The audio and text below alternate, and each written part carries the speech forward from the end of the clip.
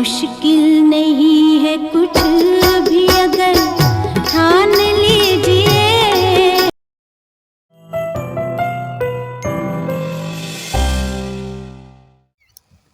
नमस्कार मित्रांनो, thinking mind RJ या यूट्यूब चॅनलवर तुम्हा सर्वांचं पुन्हा एकदा स्वागत आहे. सीधी बात नो बकवास. आज मी करमाड या ठिकाणी आलो आहे. कुठलं गाव आहे सर? गाडे जळगाव या ठिकाणी आहे. आणि माझ्या बाजूला प्रदीप ठोंबरे सर बसलेले आहेत. यांनी पाऊण एकरमध्ये शेवगाची लागवड केलेली आहे. ओडिसी 3 बियाणे घेतलेले आहेत त्यांनी.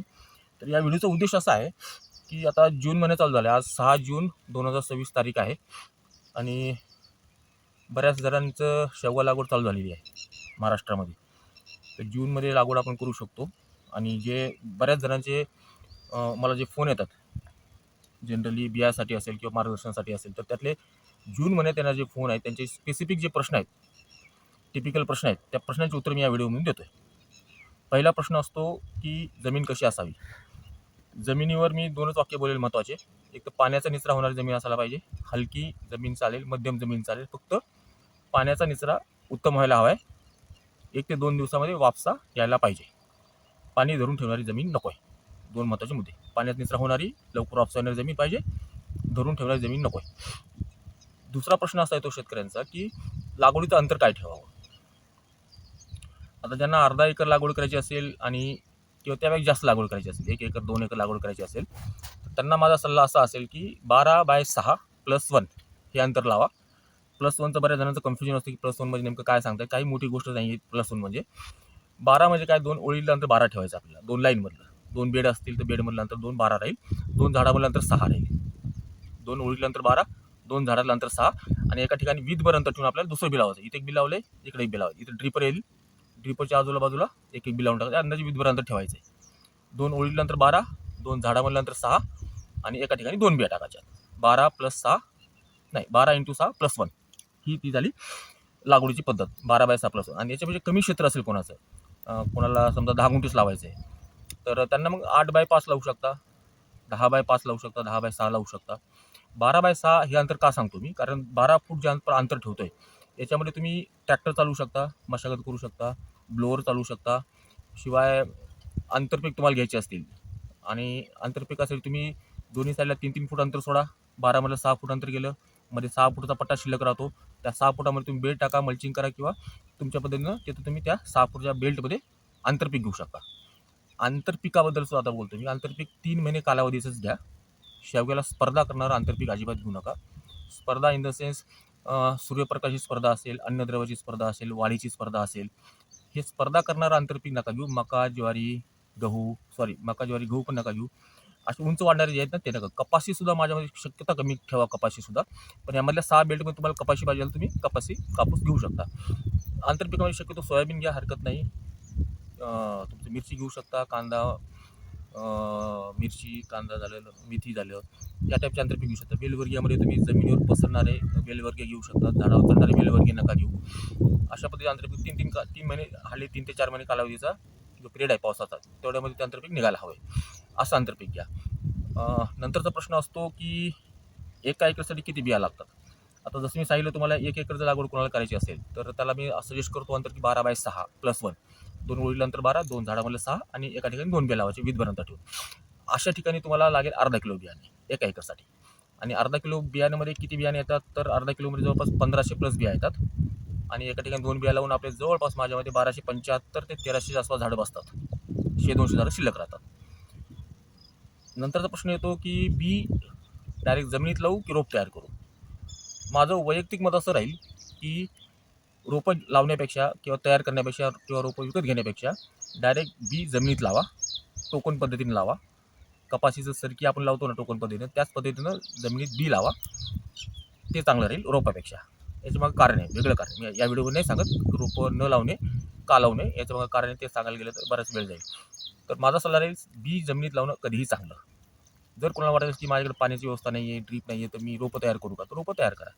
पण रोपं हे 25 ते 30 दिवसामध्ये जमिनीमध्ये गेली पाहिजेत. रोपं ट्रेमध्ये अजिबात तयार करू नका. नर्सरी बॅगमध्येच तयार करायचं असेल तर. पण माझा स्पष्ट सल्ला असेल, पाणी नसेल, पाऊस येईपर्यंत थांबा. पूर्ण जूनमध्ये लागवड करू शकतो, काही घाबरायचं काम नाही. पाऊस येऊ द्या, पाऊस आल्यानंतर डायरेक्ट जमिनीमध्ये बी लावा टोकन पद्धतीनं. बी 1 इंच ते 1.5 इंच, आपल्या बोटाचं 1 पेर ते 1.5 पेर याच खोलीवर जमिनीत बी लावा. जास्त खोल लावू नका. जास्त खोल लावल्याने बिया उगवून येणार नाहीत. बियाणं जेव्हा जमिनीत लावू तेव्हा जमीन ओली करून घ्या. ड्रीप अंतरून घ्या अगोदर. जमीन ओली करा. टोकन पद्धतीनं बी 1 ते 1.5 इंच खोलीवर लावा. त्याला रोज पाणी द्या. रोज 3 दिवस पाणी द्या. आज जर बी लावले, आज उद्या परवा 3 दिवस पाणी द्या. नंतर 1 दिवस आड पाणी द्या. तोपर्यंत पाणी द्या जोपर्यंत उगवून येत नाही. आता मी मध्ये एक शॉर्ट्स व्हिडिओ टाकला होता याच्यावर आपल्या यूट्यूब चॅनलवर. यमाजी सोनवणे म्हणून आहेत, तर त्यांना 99% जर्मिनेशन भेटलं. जे बियाणे त्यांनी माझ्याकडून घेतलं होतं 1 किलो बियाणं ओडीसी 3चं, त्यांना 99% जर्मिनेशन भेटलं. त्यांना जर्मिनेशन का भेटलं? कारण त्यांना मी जी सांगितली बीज प्रक्रिया करायची, रात्रभर बियाणे भिजत ठेवावं लागतात बुशनाशक्या पाण्यामध्ये, नंतर सकाळी उठून त्याला 15 मिनिटं बाहेर काढून वाळवा थोडंसं सुकू द्या, नंतर टोकन पद्धतीने लावा. जी प्रोसेस आहे त्यांनी जशाल तशी ती फॉलो केली. रोज 3 दिवस पाणी सांगितलं, रोज 3 दिवस त्यांनी पाणी दिले. 1 दिवसाआड पाणी सांगितलं, 1 दिवसाआड पाणी दिले.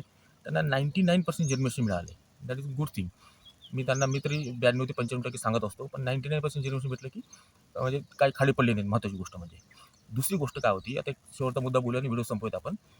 जेव्हा आपण जमिनीत बी लावतो तेव्हा आपल्या मनात हा प्रश्न येतो की खाडी पडतील, मग खाडी पडल्यावर काय करायचं? त्यासाठी काय करायचं? आता समजा माझं अर्धा एकरचा प्लॉट आहे उदाहरणार्थ, मला 250 ग्रॅम बिया लागतील.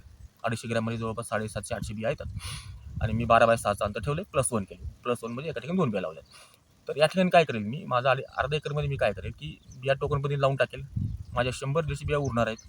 मग काय करेल, नर्सरी बॅग आणेल 100-150. नर्सरी बॅगमध्ये मी बिया लावून टाकेल. तेव्हा बी लावेल जेव्हा मी जमिनीत बी टोकले त्याच वेळेस मी नर्सरी बॅगमध्ये दुसरं बी टोकून देईल. त्याला प्लॅन बी म्हणूयात आपण.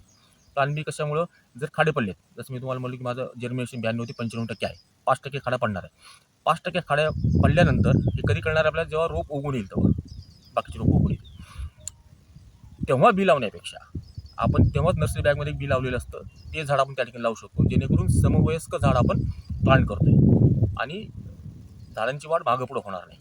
त्यामुळे हा प्लॅन बी, नर्सरी बॅगचा प्लॅन बी, एक अर्धा एकरसाठी 100 बॅग 100-150 बॅग पुष्कळ झाल्या.